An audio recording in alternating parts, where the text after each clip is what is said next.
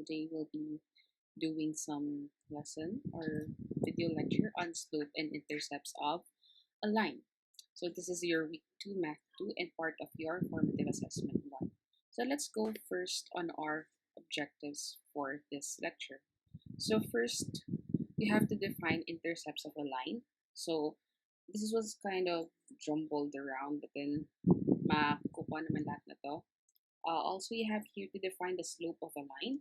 Also, to compute the slope of a line given 2 points on the line, and investigate the inclination of the line given its slope. So for the fourth objective, this is like your problem solving, how we use your slope. Okay, so let's start. So first, let's define what a slope is. So when we say slope, this is actually called the steepness of the line. How steep, let's say now, a stair could be. So maybe yung mahirap akitin, sobrang parang taas tingnan. While, of course, there are also some kind of trailing sa height na para bang ang baba lang. But then, you can go along with it. Pero may inclination pa rin siya. So that inclination actually is your slope. So in math, in our Cartesian plane, we have 2 points. And we know the idea that for 2 points na kinoconnect natin siya in a line, then extending it to infinity on both sides, meron tayong nabubuong para bang inclined na line. So what we want to do is to find that slope.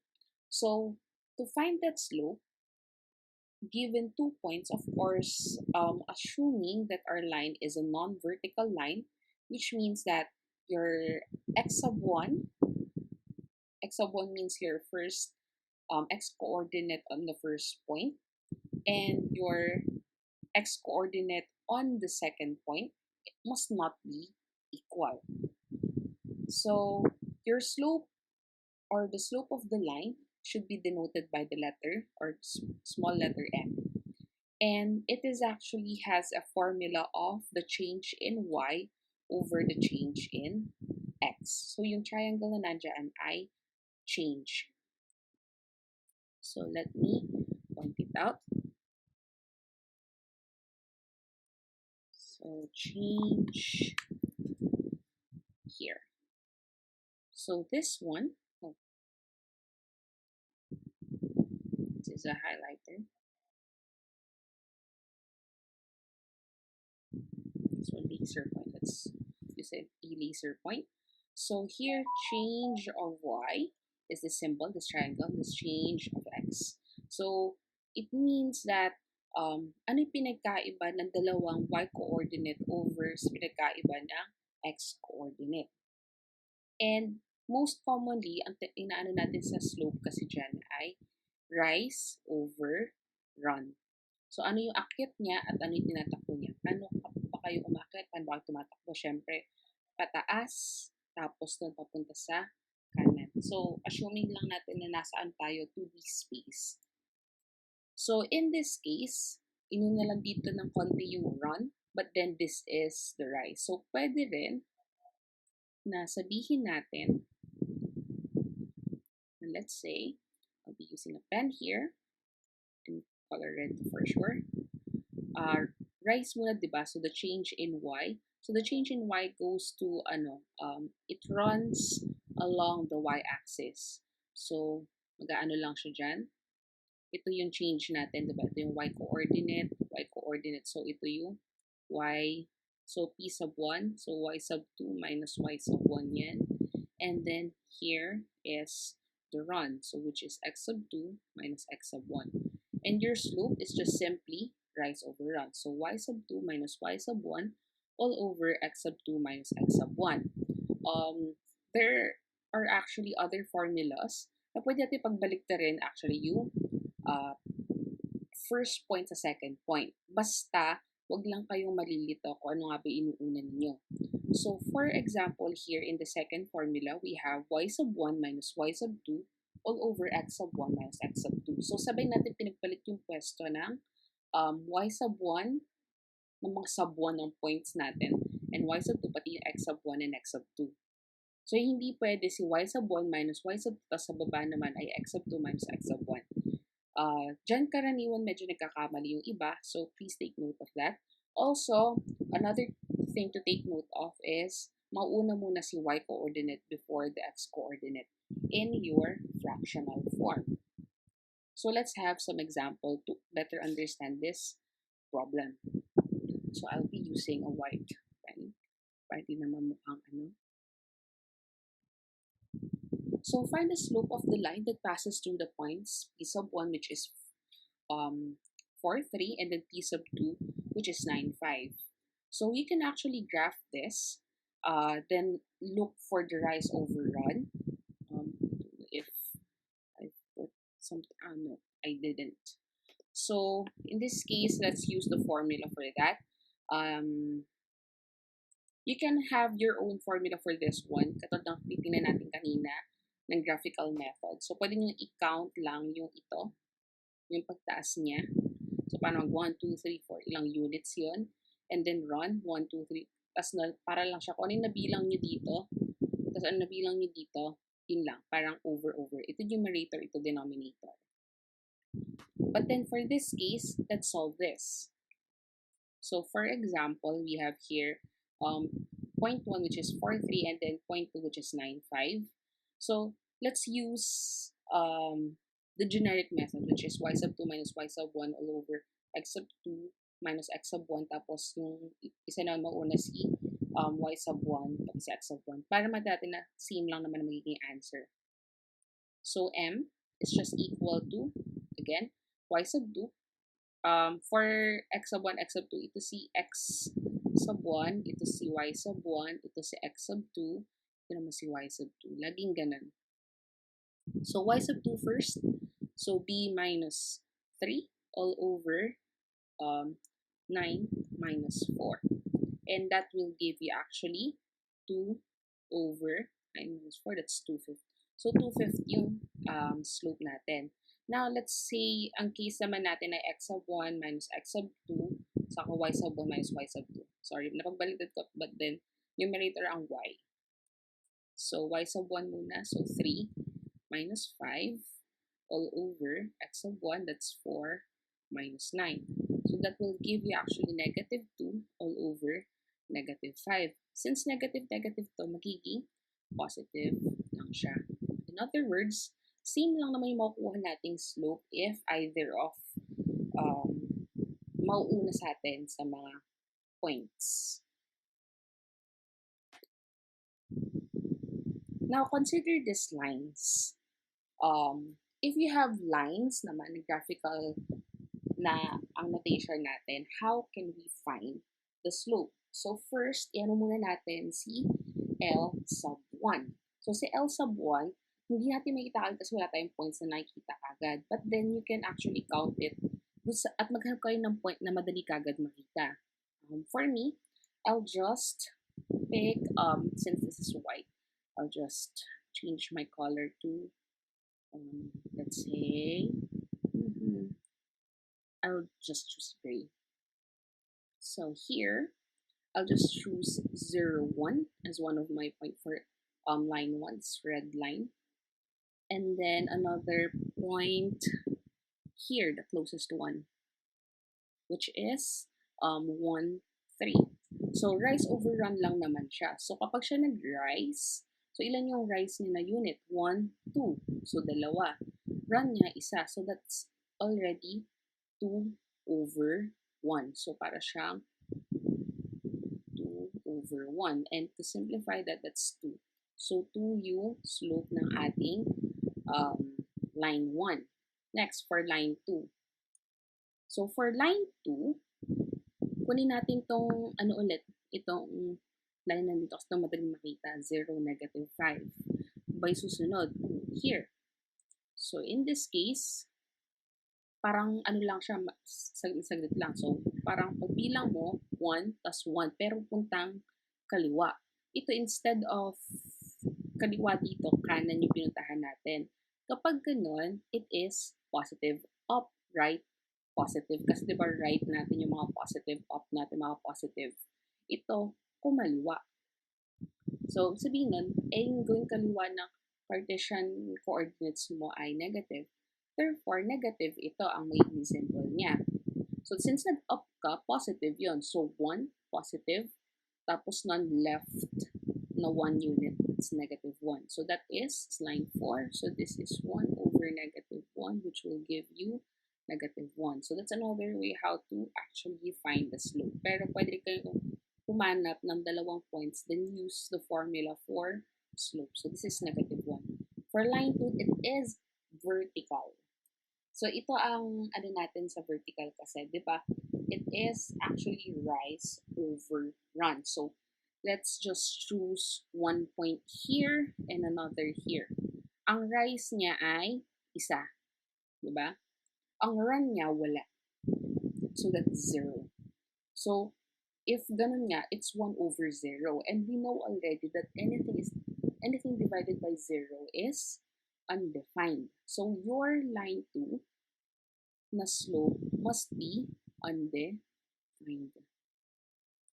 Next, for line 3, it is now a horizontal line. Again, pick 2 points here. Maganda closest lang para makita kagad yung slope. Rise, wala siyang inakyat. Therefore, 0 yon. Pero nag-run siya ng 1. So, that is 0 over 1. And that will give you 0. Therefore, this horizontal line has a slope of 0. And if you have anything na line, consider any line na ano natin, horizontal, all of their slope is 0. On the other hand, any line which is vertical will have an undefined slope. So, general speaking na yan.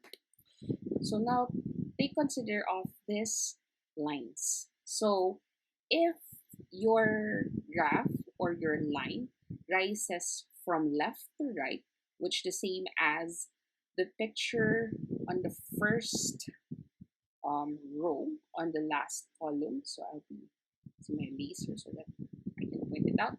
So this one, it rises from left to right. Then the slope is positive. However, if it falls from left to right, it is negative. The slope is negative. Now, if the line is just consistent lang naman siya sa isang value ng y, which means this is a horizontal line, therefore, its slope must be 0. And if the line is vertical, therefore, the slope is undefined.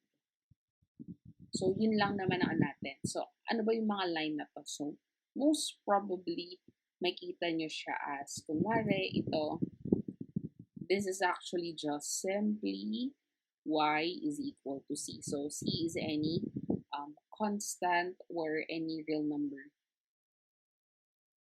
Now, here, for vertical, it's x is equal to c. Again, c can be any real number.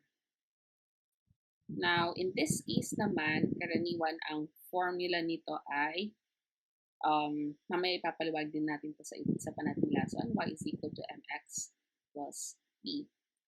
B can be any number, and m simply denotes the slope. Non-zero slope. More of positive slope, diba? Same goes with this, falls from left to right. Ganun din yung mga parang itsura niya. Now, let's go to how we want to apply your slope in different problems. So, for this example, we are to look for the coordinates of this description of the line. So, the slope of the line segment is 2/3. So, we have now a line segment that has a slope of 2/3 with one endpoint at negative 1,4. Pero kasi, so if the other endpoint is on the x-axis, what is its coordinate? So, kung ano kasi siya, rise over run, dapat umakit siya, mas pumunta siya sa kaliwa, di ba? Tapos may makuha ka ditong point. But then, hindi ito papunta sa x-axis. Therefore, dapat pababa ka. But since pababa ka, nagne-negative yun. Since ang negative ay mapapositive lang siya if pumunta ka sa kaliwa naman. Pero you can also look for a way na para bang gumuhit ka na lang ng line para na magko-cross sa x-axis after that. Actually, medyo ano na siya, obvious na siya if you already know how to graph a line. But then, let's see on how we will find the answer here. So again, we have to go down 2 units and then 3 units to the left. Kapag mula negative 1/4, kapag ganun siya. So yan, makikita yan. 2 units. So from, just for a moment, I'll just point it out. So here, 1, 2, so that's 2 units down. 1, 2, 3, that's 3 units to the left. Again, down. 1, 2, 2 units down. 1, 2, 3, that's 3 units to the left. Kasi positive siya. Pero kung kunwari negative siya, of course, isa down, isa right. Kasi nga, ang right ay positive, left negative, up, positive, down, negative. So, yun na lang isipin natin. Pagdating sa slope. Therefore, as you can see now, the x-intercept is at negative 7, 0, right? So, ilagay lang natin yan. So, it's at negative 7, 0. So, that's how you answer that. Okay, next. Now, for this example, we want to know if points A, B, and C are collinear. So, the simplest way is, of course, to graph it. And then, connect all points with one single line. Or, sabihin na lang natin, i-ruler natin, diba? So, kapag na-ruler natin, it means na kapag nag-connect lahat ng points na yan, they are collinear. Because collinear means that all of the points lies on one single line. So, hindi pwedeng lumiko yung isang dot. Kasi kapag lumiko siya, hindi na siya collinear. But then, this is the simplest way how we can look for or test for its collinearity, parang something like that. But then, kung collinear ba siya. But then, of course, we have another way. And one way of it is checking whether each pair, so kung magpe-pair-pair tayo, karaniwan dalawa lang pair ang hinahanap natin, ay with having same slope. So if they have the same slope, therefore they are collinear. So let's solve for this one. Again, I'll be using my white pen. So here, I'll just look first for the slope of the segment AB and for the other one, slope of BC. So, mas maganda may connection si yung dalawang slope na sinosolve mo. Dito ang connection natin ay yung B. Since ang itsura din naman, nasa gitna si B. But then, it doesn't necessarily mean na kailangan sa gitna lagi. Paano yung kailangan lang talaga ay meron lang magka-connect na point sa kanila para masabi natin collinear. So, in this case, AB, y sub 2 minus y sub 1, that will give me 1 minus negative 1 all over, this is x, so negative 2 minus negative 4. For BC, this is 5 minus 1 all over 2 minus negative 2. So this is y sub 2 minus y sub 1 all over x sub 2 minus x sub 1 lang naman. So 1 minus negative 1 will give you 2. Negative 2 minus negative 4, may positive, positive. So 2 lang ito. Therefore, this is 1. For this one, this is 4. 2 minus negative 2, that is 4, positive 4 then. So this is also 1. So as you can see, they have the same slope. Therefore, points A, B, and C are collinear. Now next, for this problem, we have here a Guinness World Record recognizes Baldwin Street at Dunedin, New Zealand to be the steepest street in the world. This is per Guinness World records at 2020.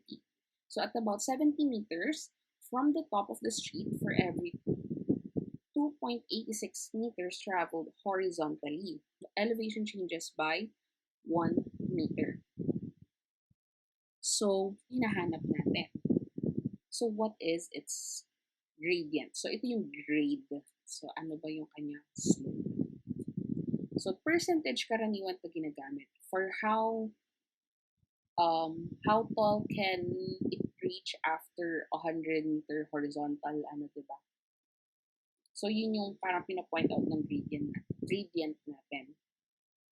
So, in this case, 2.86 daw siya traveled horizontally, tapos on 1 meter yung elevation niya. So, rise over run lang ito. So, ang elevation niya ay 1, kasi pagtaas. So, change in, ano, diba, change in y, that's height. And then horizontally means the x, change in x, means 2.86.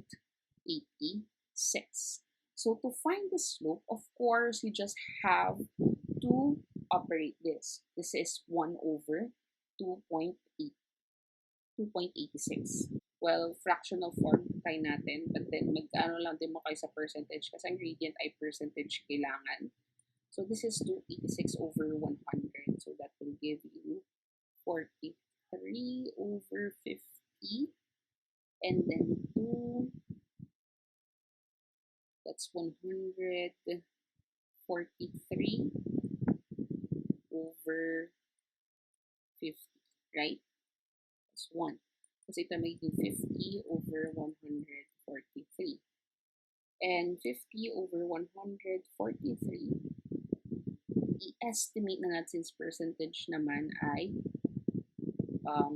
0.3497.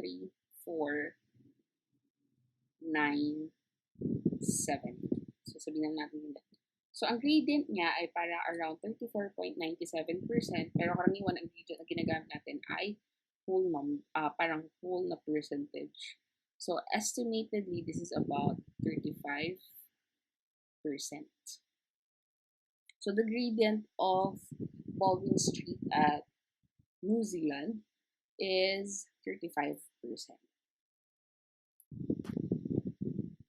Next, we have here the intercepts of a line. So when we say intercepts, it just means that at what point should the line cross the axis, so x and y axis. So we have x-intercept and then y-intercept. True to its name, x-intercept, the point where it intersects in your x-axis, and then for y-intercept, the point where the line intersects at your y-axis. So how to find this? Of course, for your y-intercept, denoted lang naman yan 0b, and then for x-intercept, it's a0. Lagi siyang 0 kasi as you can see, yung x natin, yung x-coordinate natin ay nandito sa part ko, sa gawing origin. Same goes with x-intercept. Yung y-intercept natin nasa gawing origin, di ba? So 0 talaga siya. So how will we find them? So first, siguro, example mas maganda. So we are to find here the x-intercept and the y-intercept of the equation negative 7x plus y is equal to 4. The simplest way is, of course, to look at the graph. But then in this case, the simplest na makikita natin ay yung y-intercept, which is at 0, 4. But then for your x-intercept, medyo it's in between 0 and negative 1. We cannot simply just assume whether what point is it. So we have to be exact. So how? So of course, for the x-intercept, since we are looking for the x-coordinate at y, yung y-coordinate niya ay 0. Of course, di natin alam, di ba yun? So ang iniisip na lang natin ay ang point niya dapat x-intercept is, di ba, a0 siya. So it na lang isipin natin a0. And then palitan natin yung equation with a0. So here we have negative 7 times a plus 0 is equal to 4. So here in this case, of course, makacancel naman to, wala na tong value na to. It's just negative 7a is equal to 4. and then a is equal to negative 4 over 7, since we can divide both sides by negative 7. Therefore, it's really in between 0 and negative 1, your x coordinate. Therefore, the x-intercept is at negative 4 sevenths, negative 470. Okay, next for the y-intercept, mas madali to kasi nakita na natin dahil nga 4 siya sa graph natin. In this case, it is 0b. So for 0b, negative 7 times 0 plus b is equal to 4. Ito makakancel lang to kasi 0 property, therefore b is equal to 4. Therefore, it is 0. So pinalitan ko lang yung mga letters natin kung ano ba equivalent niya. So ganun lang siya kasimple. For any question, please let me know. Thank you.